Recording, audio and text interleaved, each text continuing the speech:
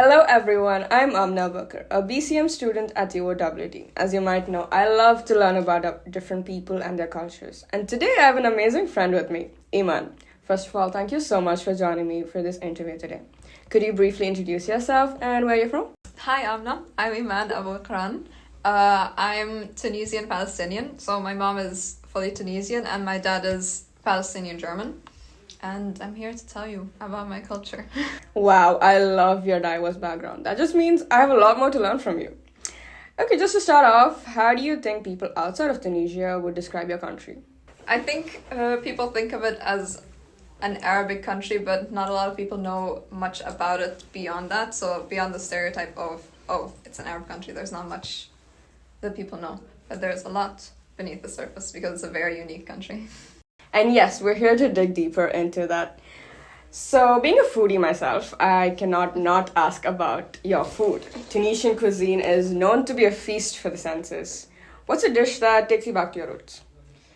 My favorite dish, I think, is salata mashwiya, which is grilled salad, which is, it's just grilled vegetables. Mainly it's peppers. So it's very, very spicy. You just eat it with bread like a sauce. And there's also tuna and olives and some additional stuff. There was one time my mom, you know how with peppers, sometimes you can't predict if it's going to be spicy or not. So sometimes it's very, very spicy. Once my mom made it and we had guests over and I was red and I was crying and snot was running and I had the tissue box there and all of her friends were watching me like, what's wrong with you? Stop eating. I was just eating. With zero spice tolerance, I am kind of excited to try that someday. So, located in the Maghreb region, your cuisine is sure to have influenced or have influence of other countries and cultures. How would you say this impact is there in your day-to-day meals?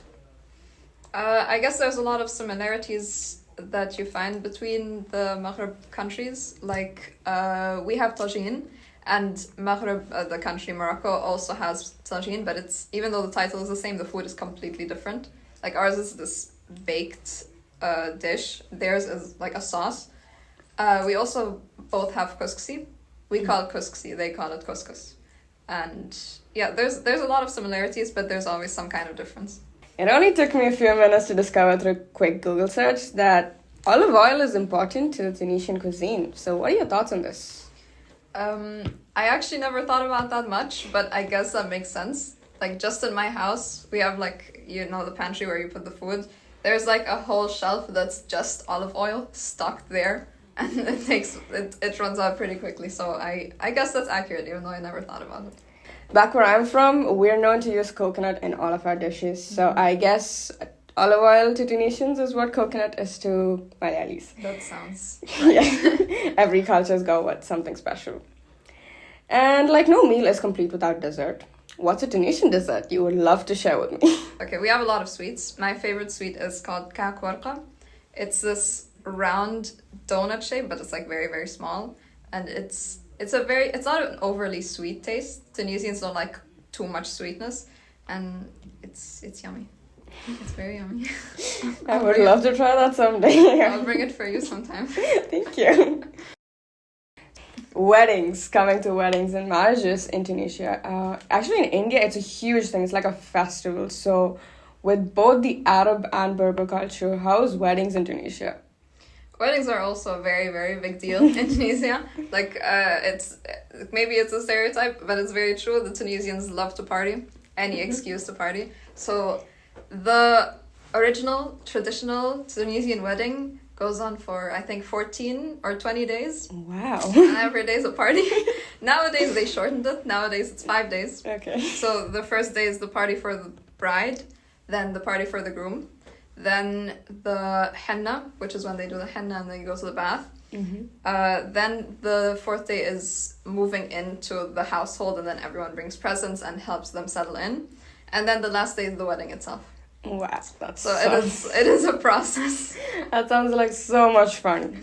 Do you have a funny story of when you've attended a wedding or? The last time that I went to Tunisia was for a wedding and I ended up not attending the wedding. Wow. That's interesting. Yeah. So what are some popular forms of entertainment such as music, dance, or sports in Tunisia? I guess one big thing is dance. Belly dancing is very popular in Tunisia, so it's like at every wedding or family function, there's always belly dancing and then music with the drums, the tabla. I guess sports. Football is pretty popular. Like the guys are very interested in the Tunisian football team. Like just the other week, my cousin left his wife and went all the way to Egypt for a whole week just to watch a football match. And she wasn't very happy about it. Yeah, that's some sort of dedication. He's got his priorities set right, I guess. Yeah. So what about movies? When it comes to movies, do you see representation for Tunisia? Or if not, how do you want to change that? I feel like within Tunisia, there isn't a very big film industry. They watch a lot of Egyptian films. And then maybe in the Western media, I don't feel like there's much of any representation of Tunisia, which I don't know how I feel about that. Like, I don't know. I mean, it's kind of a bummer because Tunisia doesn't really put in a lot of effort to be represented. Yeah. Like when it comes to economy, there's a lot that they can do because it used to be a very big touristic spot, and nowadays I feel like the Tunisian people themselves don't put in the effort to try to improve their quality of life, which is a shame because I feel like they could. Tunisia is a very beautiful country with beautiful beaches and beautiful spots and locations, and if they took advantage of that, I feel like they could do a lot when it comes to representation. What are some popular games that you play with family, or that's something that's close to your culture, something that is yours, Tunisian? Biggest Tunisian game is dancing. It's just dancing and music and partying. That's our biggest game. I love the vibe, honestly. Such great party people. Yeah. Okay, so if I were to come to Tunisia as a tourist, what are some places that you would suggest that I visit? Okay, so the first place you should go to is Sidi Bou Said, which is a beautiful area in the capital of Tunis. It's over the ocean and the buildings there are beautiful. It's very inspired by Greek architecture. So it's white and blue buildings and the water is magnificent. Like everyone is always talking about the oceans in Tunisia. It's one of the biggest things there. Oh yes, Tunisia is famous for their wonderful beaches and the sea. Yes. Could you quickly share a fun fact about Tunisia? I'll give you 2 fun facts. Wow. Tunisia was the first and I think the only Arab country to host a Michael Jackson concert. Damn. That's a privilege. Right? It is. And my mom was there. Wow. And the other one is, have you watched Star Wars? Yes.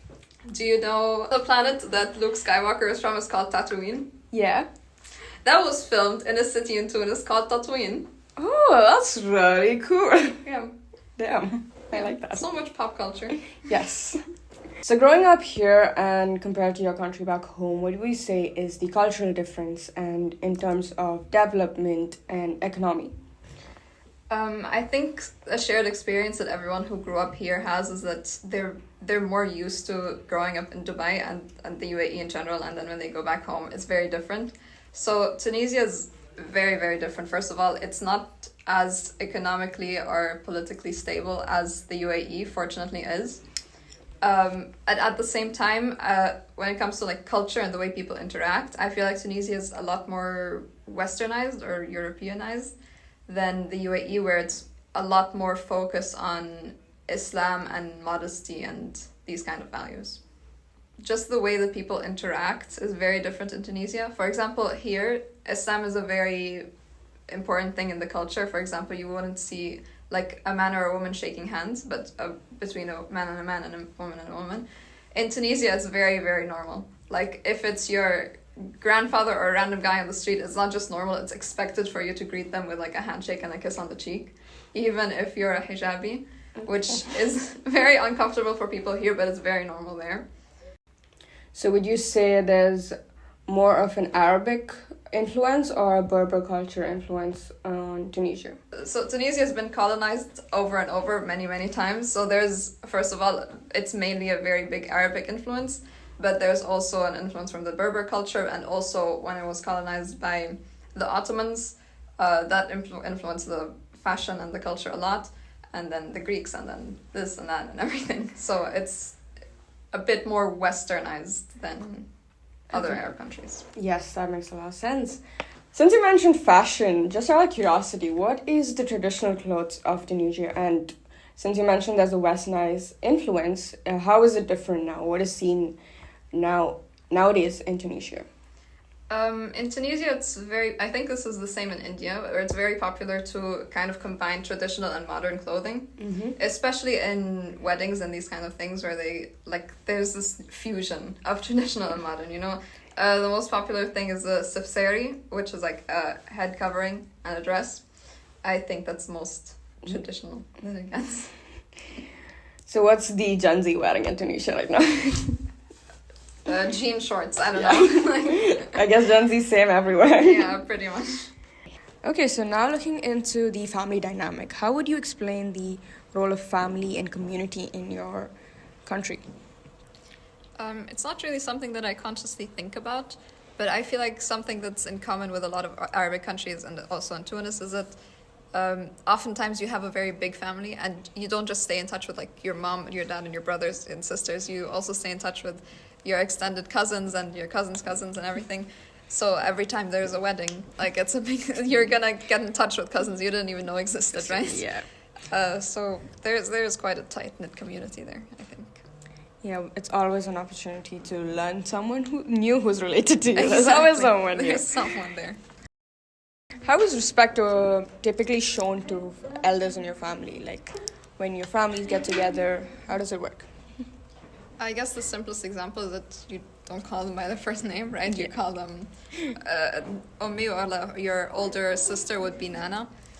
I don't know if this is worth putting in, but for example, my grandmother, because her younger sister called her Nana, because she was her older sister.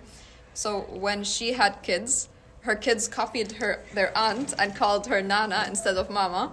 And then her kids' started, which is us, we all call her Nana until now, like Allah yarhamha. But for her whole life, for my whole life, I've always known her and everyone has always called her Nana.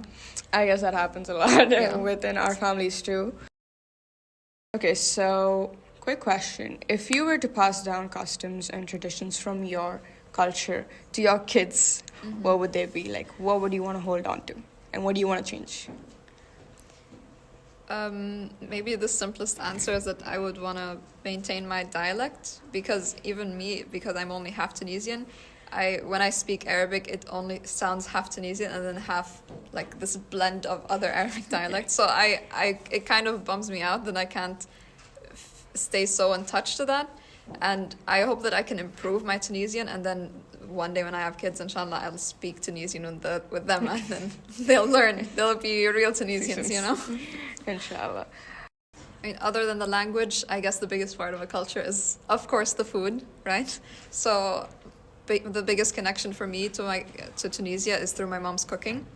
And I would want to like write down her recipes and learn them one day to make for my kids, you know? When I was growing up, because my mom mostly makes Tunisian food, so I kind of, as a kid, had the assumption that all the food that my mom makes is Tunisian. Okay. And growing up, my mom sometimes made biryani. Okay. And because it's my mom making it my whole life, I thought biryani is a Tunisian food. It was only like this year, at the age of 17, that I discovered that biryani is actually it's Indian. Yeah. I was like, why are all these Indians enjoying Tunisian food? I'm like, oh, it's opposite. Biryani is something that we've given to the world, and everyone's taken over it, and we're happy that you enjoyed it. It's a gift, and we thank you for that. You're welcome, and I hope you enjoy it even more. So lastly, before we wrap up, if you were to describe Tunisians in 3 words, what would they be? Loud, party people, and nationalistic. I love the honesty. Thank you so much for spending your valuable time with me and sharing all these fascinating facts about your culture. It was so great having you here. Hope we get to catch up sometime soon. Thank you. Thank you so much for being here. Thank you for having me.